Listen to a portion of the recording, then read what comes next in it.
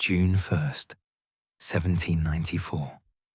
400 miles west of France, in the open Atlantic, where no land could be seen in any direction, Admiral Lord Howe stood on the quarterdeck of HMS Queen Charlotte and faced an impossible choice. For 5 days, he'd chased the French fleet across the Atlantic. Now, on a brilliant Sunday morning, 26 French ships of the line stood between him and his mission. His orders were clear: stop the grain convoy that could save revolutionary France from starvation. But first, he had to defeat a French fleet that outnumbered him. Howe was 68 years old. He'd spent 50 years in the Royal Navy, and he was about to try something no admiral had attempted in living memory: throw away every rule of naval warfare, order his ships to charge straight at the French line, and break it by force. If it worked, he'd change naval tactics forever. If it failed, he'd lose the Channel Fleet and leave Britain defenseless. What happened next would determine whether Britain or revolutionary France controlled the Atlantic, whether the Royal Navy could still defeat modern French fleets, whether one old admiral's radical tactics would work, or get hundreds of British sailors killed for nothing. This is the story of the glorious 1st of June, the first great naval battle of the French Revolutionary Wars, the day Britain gambled everything on a tactic that had never been tried before, and the moment that would echo through the next 20 years of naval warfare. Welcome to Britain's history. Today we're diving into the battle that launched Britain's naval dominance of the Revolutionary and Napoleonic Wars. Not through luck or French mistakes, but through superior tactics, better gunnery, and the kind of aggressive leadership that defines the Royal Navy at its finest. But before we get to those devastating broadsides and shattered French ships, before we watch Howe's fleet tear through the French line in the greatest naval victory of the decade, we need to understand why this battle happened at all. Because without knowing why France was desperate enough to risk its entire Atlantic fleet, you can't appreciate why Howe's victory mattered so much. And if you're enjoying this deep dive into British naval supremacy, make sure you're subscribed.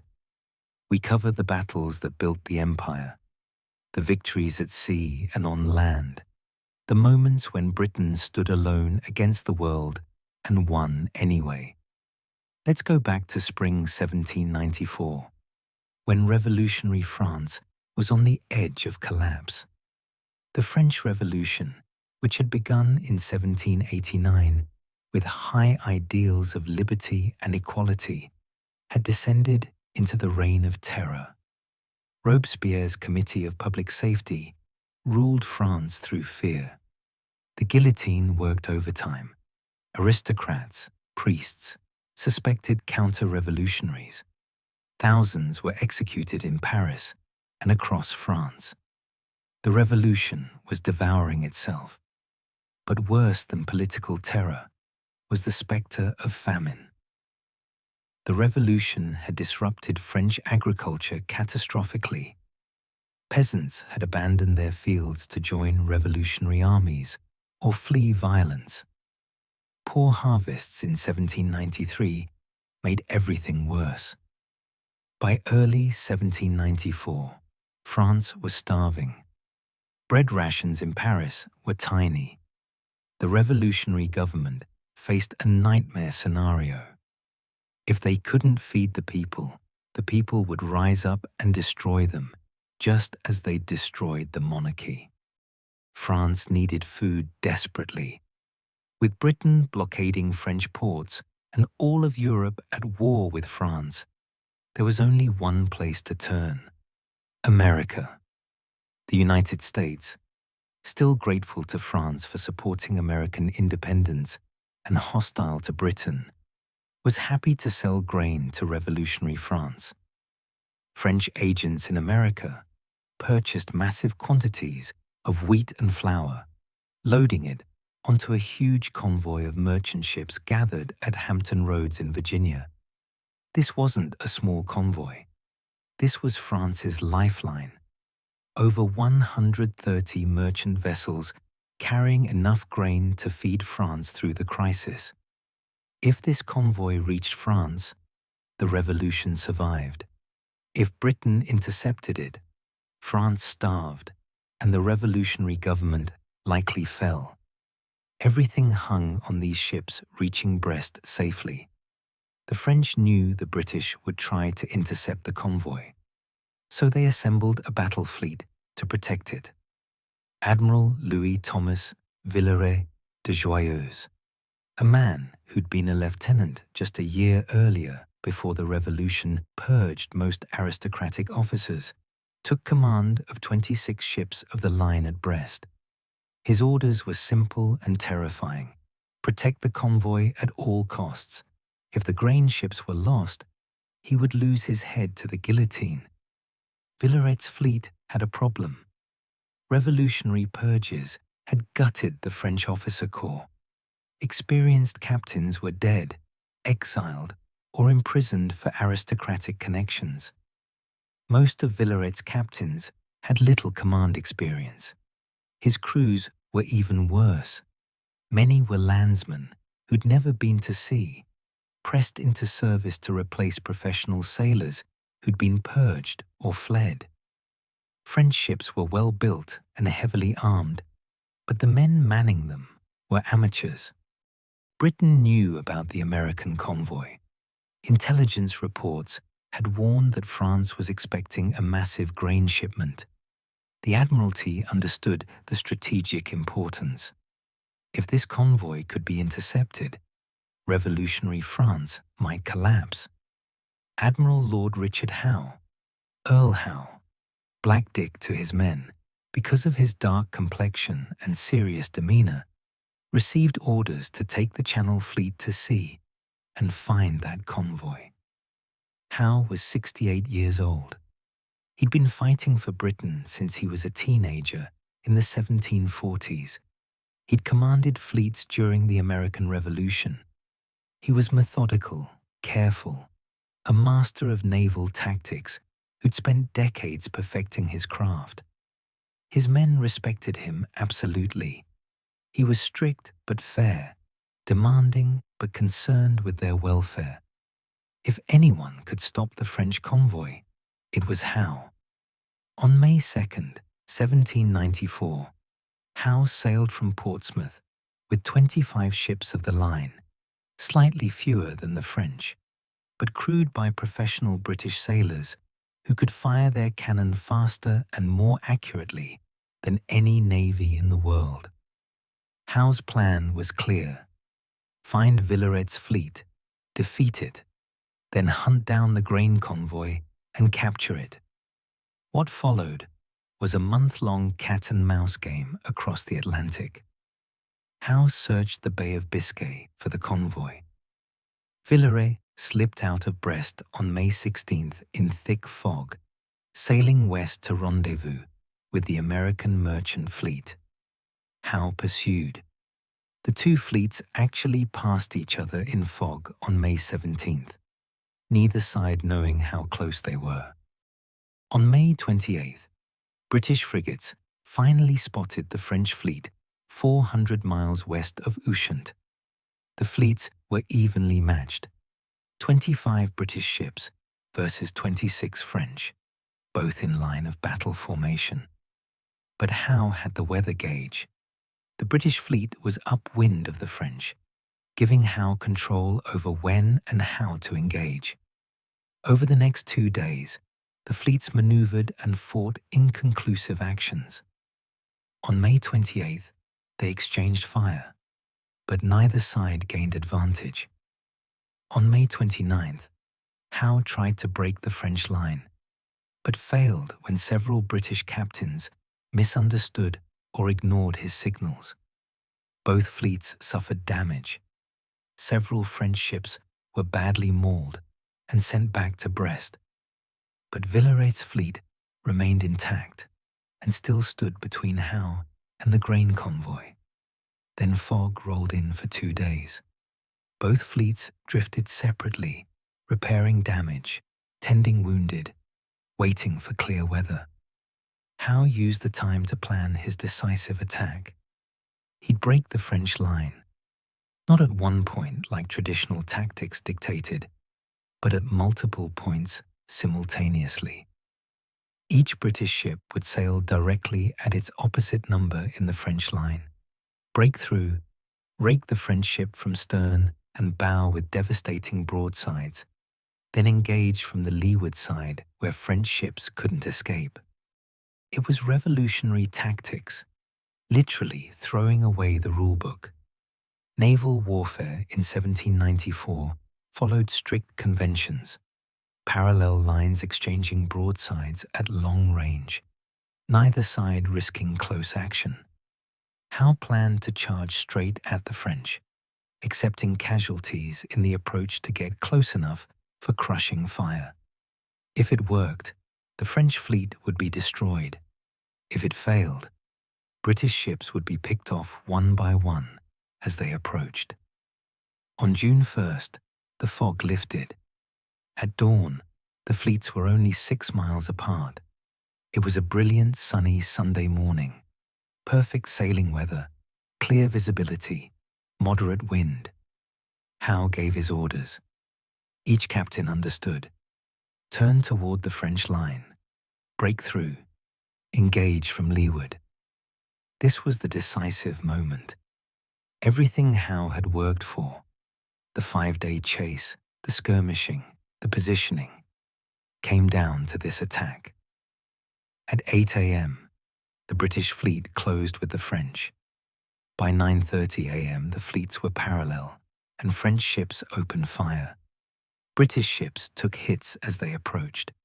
Rigging shot away, masts damaged, men killed. But they kept coming. The signal to execute Howe's plan went up on Queen Charlotte's mast. Turn, break through, engage. What happened next was chaos. Many British captains didn't understand Howe's unconventional tactics. Some hesitated. Others couldn't get into position due to damage from earlier fights. Instead of a coordinated attack all along the line, only 7 British ships actually broke through the French formation. The rest engaged conventionally from windward. But those 7 ships that did break through were devastating. HMS Queen Charlotte herself led the charge. Howe's flagship sailed straight at the French flagship Montaigne, the largest ship in either fleet at 120 guns, and passed under her stern, unleashing a full broadside down the length of Montaigne's deck. 100 cannonballs fired simultaneously into an enclosed space. The result was carnage. 200 French sailors killed or wounded in seconds. Montaigne staggered out of line, temporarily disabled. HMS Defence was the first British ship through the French line. She engaged 2 French ships simultaneously, taking tremendous damage, but dealing worse.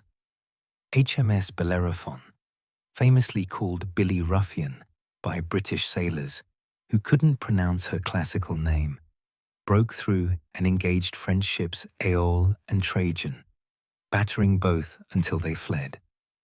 Bellerophon's captain, Rear Admiral Thomas Paisley, lost a leg to French fire, but refused to leave the deck until the action was won. HMS Brunswick locked yards with the French ship Vengeur du Peuple in the most brutal ship-to-ship duel of the battle. The 2 ships were so close that Brunswick had to close her gun ports and fire through them because French rigging was tangled in Brunswick's cannon. For over an hour, they pounded each other at point-blank range. Brunswick's captain, John Harvey, was mortally wounded, but stayed on deck directing fire until he collapsed. When the action finally ended, Vengeur was so badly damaged she sank, one of only a handful of ships of the line ever sunk in battle during the entire age of sail. All along the line, British ships that broke through the French formation engaged in savage close-quarters combat. British gun crews proved their superiority. They could fire 3 broadsides in the time it took French crews to fire 2. Their aim was better. Their discipline held under pressure. French ships, crewed by inexperienced sailors who'd never been in fleet combat, couldn't match British fire rates or accuracy. By 11:30 a.m., the battle was effectively over. Villeray, in Montagne, managed to rally 11 French ships and form a new line. But 12 French ships were scattered, dismasted, or surrendering. British ships were badly damaged too. 11 were partly or wholly dismasted, but none had struck their colours. Howe's fleet held the battlefield. The butcher's bill was horrific, but one-sided. British casualties, approximately 1,200 killed and wounded. French casualties, 4,000 to 7,000 killed and wounded, plus 3,000 captured. 7 French ships were captured or sunk. Vengeur du Peuple sank, and 6 others, Juste, Sans Pareil, America, Achille, Impétueux, and Northumberland, struck their colours. Not a single British ship was lost. Howe himself, exhausted from 5 days with almost no sleep, collapsed on Queen Charlotte's deck when the firing stopped. He was 68 years old and had just commanded the most successful British fleet action in over a decade. His captains carried him below while the fleet secured its prizes and began emergency repairs. But there was a strategic complication. Howe had won the tactical battle decisively. The French fleet was shattered, limping back to Brest with massive casualties and 7 ships gone. But the grain convoy, the whole point of the operation, escaped. While Howe was fighting Villeret, the American merchant ships sailed safely to France. The food reached port. Revolutionary France was saved from famine. So who won? Britain claimed victory, and rightly so. 7 enemy ships captured or sunk, none lost. Enemy fleet driven from the field. It was the most decisive naval victory Britain had won since Admiral Rodney's triumph at the Saintes in 1782. France also claimed victory. Strategically, they'd accomplished their mission. The convoy reached France. The revolution survived. The truth is, both sides had reasons to celebrate and reasons to worry. Britain had proven the Royal Navy could defeat French fleets decisively, but they'd failed to intercept the convoy, which was the operation's primary objective. France had saved the grain shipment and kept the revolution alive, but they'd lost a quarter of their Atlantic fleet and proven they couldn't match British naval skill. When news reached Britain, the nation erupted in celebration. Church bells rang across England. London staged parades and theatrical productions celebrating the victory. Playwright Richard Sheridan wrote a popular play about the battle, complete with pasteboard fleets fighting on stage. The name stuck. The glorious 1st of June. It rolled off the tongue, captured the public imagination, became the battle's permanent title. King George III himself visited Howe's flagship when the fleet returned to Portsmouth. The king presented Howe with a jewelled sword and offered to make him a Knight of the Garter, the highest chivalric honour Britain could bestow. Howe, already an earl, declined further titles, but accepted the sword. his captains received promotions and honors. All first lieutenants were promoted to commander. Prize money was distributed, over £200,000 total, divided among the fleet. In France, the revolutionary government tried to spin the battle as a victory. They emphasized the convoy's safe arrival and downplayed the fleet losses. Admiral Villeray was promoted to vice admiral despite losing 7 ships. Officers who'd fought at the glorious 1st of June marched in a celebratory parade from Brest to Paris, accompanying the newly arrived grain supplies. But French naval officers knew the truth. They'd been beaten decisively by superior British tactics and gunnery. The revolutionary purges had gutted their officer corps and left them with inexperienced crews who couldn't match professional British sailors. This problem would plague the French Navy throughout the Revolutionary and Napoleonic Wars. At Trafalgar, at the Nile, at Copenhagen, again and again, British fleets would defeat French and Allied navies because British gun crews could fire faster and more accurately. The glorious 1st of June established patterns that would define naval warfare for 20 years. British aggression, charging into enemy lines rather than maintaining parallel formations. British gunnery superiority, firing faster and more accurately than opponents. British tactical innovation. Howe's line-breaking tactics would inspire Nelson's famous Nelson Touch at Trafalgar. The battle proved the Royal Navy was the world's finest fighting force afloat. Several of the captured French ships enjoyed long careers in the Royal Navy. HMS Sans-Pareil served until 1802. HMS Juste became a popular command. HMS America was renamed HMS Impetueux and remained in service until 1813.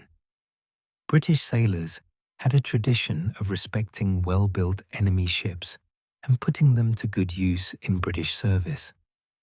The battle also revealed weaknesses in British command and control. Many of Howe's captains had misunderstood or ignored his signals. Some hung back when they should have attacked. Others couldn't get into position due to damage. After the battle, inquiries were held and several officers were dismissed for failing to obey orders. This problem, captains not understanding or executing fleet commanders' intentions, would recur throughout the Revolutionary Wars until Nelson developed better communication methods. From a strategic perspective, the glorious 1st of June changed the war at sea.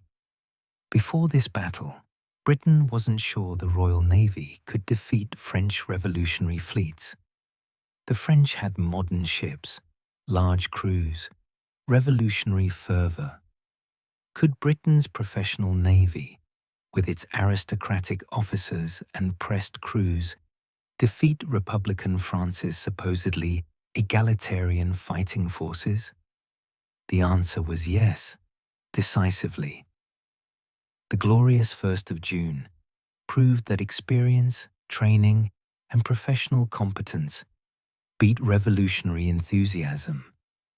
French ships were as good as British ships, sometimes better built, often more heavily armed. But French crews couldn't match British gunnery, and French captains couldn't match British tactical skill. This would remain true for the next 20 years. The battle also established a blockade strategy that would define Britain's naval war against France. After the glorious 1st of June, Howe maintained a close blockade of French ports, preventing French fleets from putting to sea except in the worst weather. This strategy, bottling up French fleets in port, intercepting their convoys, Maintaining British naval supremacy through constant vigilance would eventually strangle French maritime commerce and isolate the French forces overseas. Perhaps most importantly, the glorious 1st of June gave the Royal Navy confidence. They'd proven they could win fleet actions against revolutionary France. This psychological advantage was enormous. British captains sailed into battle expecting to win. French captains knew they were likely to lose. That expectation shaped every subsequent naval engagement of the Revolutionary and Napoleonic Wars. The human cost was significant. Over 1,200 British sailors killed or wounded. Captain Harvey of HMS Brunswick died of his wounds. Admiral Paisley lost his leg. Thousands more suffered injuries that would plague them for life. Shattered limbs, hearing loss from constant cannon fire, psychological trauma from watching friends die in brutal fashion. Naval combat in the age of sail was horrific. Wooden splinters flying like shrapnel, cannonballs decapitating men, grape shot tearing through flesh, fires spreading through tarred rigging. French casualties were worse. 7,000 killed, wounded, or captured. Entire French ships' crews were wiped out. Vengeurs du Peuple's sinking killed hundreds. Ships of the line rarely sank in battle because wooden ships were buoyant even when dismasted. But Vengeurs took so much damage, she went down. French sailors fought bravely, but courage without training and experience meant they died in larger numbers while accomplishing less. If this is the kind of history that fascinates you, the naval battles that built British dominance, the admirals whose tactics changed warfare, the victories that shaped history, then you know what to do. This channel exists because these stories deserve to be told. Thank you for watching Britain's history. The stories that mattered, told the way they deserved.